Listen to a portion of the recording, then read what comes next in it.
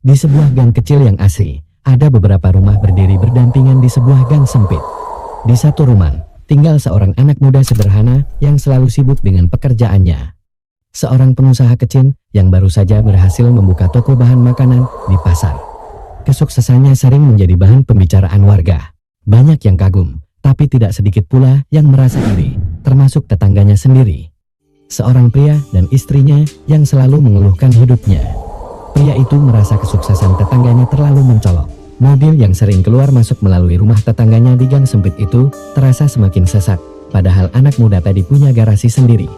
Ia mulai merasa terganggu. Dia pikir siapa berani-beraninya membuat gang ini seperti miliknya sendiri? Pikir pria dan istrinya dengan kesal. Pada suatu pagi, ketika tetangganya sedang bekerja di luar, pria dan istrinya itu mengambil beberapa pot bunga besar dari halamannya. Ia meletakkan pot-pot itu di sepanjang gang, menyusun dengan hati-hati agar terlihat seperti teman kecil. Biar tahu rasa ini gang bersama, bukan miliknya saja, gumamnya dengan nada puas. Ketika sore tiba, anak muda pulang dengan mobil kecilnya, hendak melewati gang sempit untuk memasukkan mobilnya ke rumah. Namun, ia terkejut melihat pot-pot besar memenuhi gang, menghalangi jalannya. Ia turun dari mobil dan mencoba memindahkan satu pot. Tapi pot itu terlalu berat untuk diangkat sendirian. Pria dan istrinya itu keluar dari rumahnya, berpura-pura tidak tahu apa-apa. Itu pot-pot bungaku. Aku cuma ingin membuat gang ini lebih indah, katanya dengan puas. Tapi ada nada sinis yang tidak bisa disembunyikan. Anak muda tidak ingin membuat keributan. Ia mencoba berbicara dengan lembut. Pak, gang ini satu-satunya akses ke rumah saya. Saya harus membawa barang-barang ini ke dalam. Namun, pria dan istrinya itu hanya mengangkat bahu. Ya, kamu kan bisa jalan kaki, tidak harus pakai mobil segala, jawabnya santai. Tetangga lain yang melihat kejadian itu mulai bergosip. Sebagian berpihak pada pria dan istrinya, mengatakan bahwa gang itu memang terlalu ramai sejak tetangganya sukses.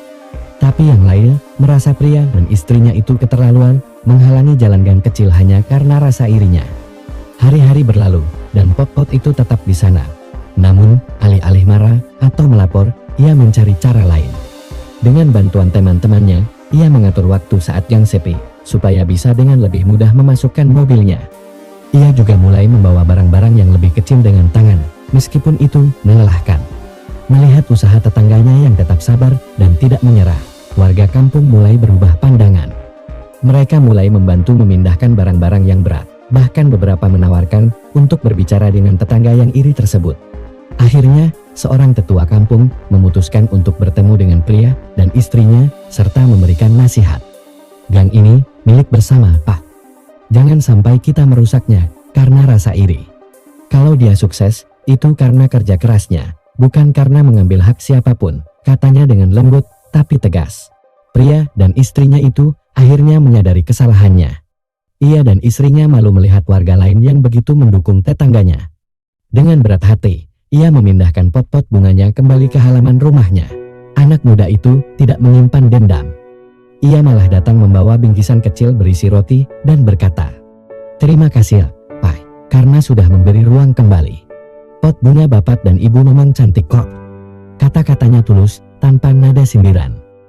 Sejak hari itu, gang itu kembali menjadi akses yang nyaman bagi semua orang. Pria dan istrinya itu belajar bahwa rasa iri hanya akan menyulitkan dirinya sendiri.